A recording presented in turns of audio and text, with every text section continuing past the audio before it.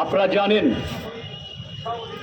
গত 3 তারিখের ঠিক মধ্যরাতে ভেনেজুয়েলার যখন মধ্যরাত আমাদের তখন দুপুর, ঠিক সেই সময়কালে ভেনেজুয়েলার জনগণের উপরে মার্কিন বাহিনী যে নগ্নভাবে হামলা পরিচালনা করে এবং তার দেশের প্রেসিডেন্ট কমরেড মাদুরোকে এবং তার স্ত্রীকে সেখান থেকে তুলে নেওয়া হয়। আমরা এর থেকে জানি এখন থেকে 36 বছর আগে পানামার প্রেসিডেন্টকে হচ্ছে তেমনি করে রাতের অন্ধকারে এই মার্কিন যুক্তরাষ্ট্র, এই সাম্রাজ্যবাদের মোড়ল, তাকেও তুলে নিয়ে গেছিল। আমরা জানি ইরাকের রাষ্ট্রনেতা সাদ্দাম হোসেনকে কিভাবে অন্যায়ভাবে সামরিক হামলা করে তাকে গ্রেপ্তার এবং পরবর্তীতে তাকে ফাঁসি দেওয়া হয়েছে। আমরা জানি দীর্ঘ বছর ধরে প্যালেস্টাইনে যেভাবে গণহত্যা পরিচালনা করছে।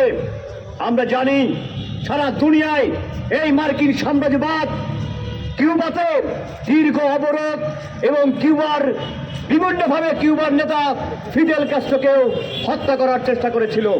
সংগ্রামী বন্ধুগণ, আর আমাদের বাংলাদেশ, এই দেশের জাতীয় সম্পদ তেল, গ্যাস, বিদ্যুৎ বন্দর আজকে এই মার্কিন বাহিনীর খপ্পরে পড়েছে। আপনারা জানেন ইতিমধ্যে বন্দর তাদের লুট করে নেওয়ার চেষ্টা করছে। ফলে আমরা বলতে চাই, আজকে বাংলাদেশের এই যুব সমাজ, এই ছাত্র সমাজ এর তীব্র প্রতিবাদ জানাই। আমরা আজকে অবিলম্বে আমরা বলবো কমরেড মাদুরোকে অবিলম্বে তাকে মুক্তি দেওয়া হোক এবং ভেনেজুয়েলার আশেপাশে যে সামরিক বাহিনীর ঘাঁটি গেছে, নৌবাহিনীর ঘাঁটি গেছে মার্কিন বাহিনী, সেটা প্রত্যাহার করা হোক। সংগ্রামী বন্ধুগণ, আজকের এই সমাবেশ পরিচালনা করবেন সমাজতান্ত্রিক ছাত্র ফ্রন্টের সংগ্রামী সাধারণ সম্পাদক রায়হান উদ্দিন, এবং আমরা শুরুতেই আমাদের এই 3 সংগঠনের পক্ষ থেকে এবং আমাদের আন্তর্জাতিক সংগঠন উবডি তার পক্ষ থেকে একটি ডিক্লারেশন পাঠ করা হবে এবং সেই ডিক্লারেশনটি প্রথমেই পাঠ করবেন বাংলাদেশ যুব ইউনিয়নের আন্তর্জাতিক বিষয়ক সম্পাদক জাহিদুল ইসলাম সদীপ।